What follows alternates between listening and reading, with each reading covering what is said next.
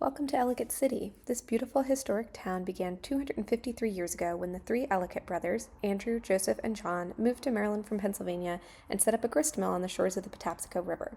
Later, the town also hosted the first terminus of the B&O Railroad, and famous Marylanders Charles Carrollton, who signed the Declaration of Independence, and Benjamin Banneker, a free black farmer who helped map out Washington, D.C., had important roles in the town's founding. Though it no longer hosts either the mill or the railroad, today Ellicott City is a bustling tourist destination and a really enjoyable place to spend your Saturday afternoon. As you probably already know, historic towns are not well known for their wheelchair accessibility. This video shows one of two major sidewalk obstructions in Ellicott City as a prime example. Fortunately, Howard County has already made important efforts to make the town more accessible, and my goal with this video is to introduce to you what an accessible and enjoyable day in Ellicott City might look like as a wheelchair user. The new OEC trolleys were introduced this May and named in honor of a historic trolley that used to take workers around the city. These are free wheelchair-accessible shuttles that operate from 11 a.m. to 7 p.m. on weekends, and they're a fantastic tool to get around with wait times at each stop of only around 10 minutes. Our tour will start at Parking Lot A across the Patapsco River from Main Street. The first parking spots on the right here are wheelchair accessible. From here, you can easily head over to the Trolley Stop Cafe, which used to be a stop on the original trolley. You can also see the old Ellicott Mill, which operated for over 100 years until it closed in 2020. At its peak, it employed 130 people, and developers are currently proposing to preserve the exterior and convert the inside for modern use, with 190 apartments, a restaurant, and retail space. This stop also has a great opportunity to check out the Patapsco River. Heading past the welcome signs, there's a curb cut on the sidewalk for the right side of the bridge headed into the city, but not the left side. It's also important to note that the bridge itself has pretty narrow sidewalks. Your chair can get through, but you might need other pedestrians to wait while you cross.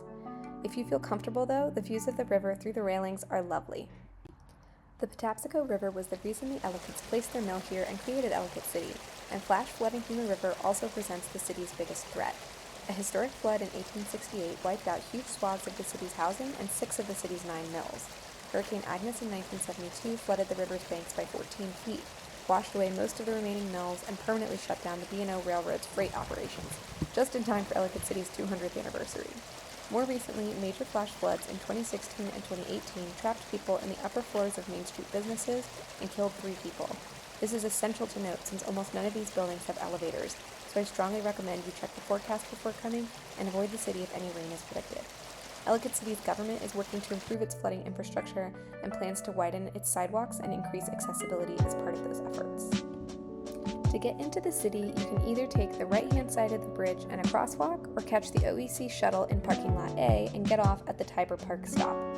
This park is named after Tiber Creek, a tributary of the Patapsco which flows through the park.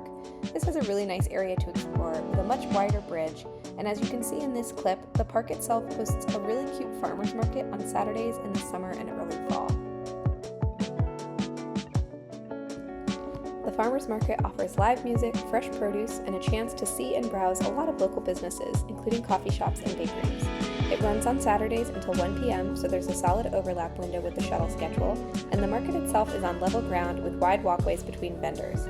I strongly recommend planning your trip for a Saturday to take advantage of this opportunity. Past Tiber Park, we'll head up Main Street, which does have its own shuttle stop. There are plenty of businesses headed up the street, but you'll note that the lower-lying businesses closer to the river all tend to have a significant step up to their doors due to those past flooding events. Further up the hill, we reach our first few accessible businesses. The first is Pink Sky Boutique, which sells primarily women's clothing and accessories and some home items. During good weather, they usually have some items on display right there on the sidewalk, and the store itself has an ADA-compliant door and pretty wide spaces between the aisles. Across the street is Backwater Books, one of my favorite parts of the whole city. They have a nice ramp up to their entrance. The upstairs actually has a full bar where they host some literary events, but the downstairs has a great selection of local prints, home goods, and of course the latest best-selling titles. This is definitely worth a stop. You'll note that a lot of Ellicott City is actually carved out of the surrounding hills, and in some areas like this sidewalk before Backwater Books, you can see that stone encroaching on the sidewalk a bit. Gamers Court, which is also accessible, is right next to the Pink Sky Boutique. This hobby gaming shop sells tabletop games and hosts a ton of social gaming events for people to get together and enjoy their shared interest.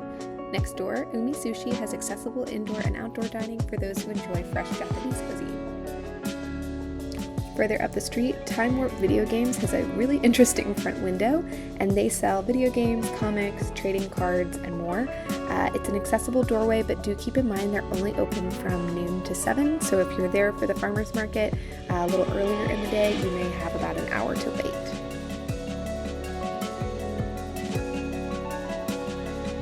A little further along, this super cute shop is Doc Taylor's Toy Emporium, which, as you can see, has an accessible door and is perfect for any of the little kids in your life. Quick detour across the street here for the old Firehouse Museum. Back in 1889, this building cost the town $500 to build. It served as a firehouse until 1923, and then it briefly housed the town's library branch before it reopened as a museum in 1991. Crazy Mason's Milkshake Bar is housed in the old theater on Main Street and offers accessible, seasonal, over-the-top treats. We'll speed a little further along the hill to get to our next OEC shuttle stop, the Howard County Welcome Center.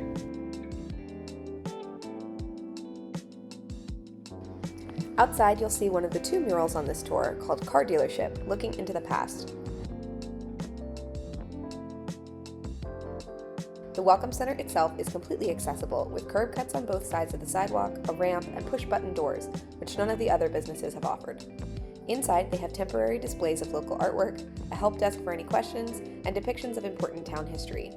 The Welcome Center website has an accessibility section that goes into parking and exploring options for some of the city's museums. It hasn't been updated super recently, but it can help flesh out some of Ellicott City's attractions off Main Street that I don't cover in this video.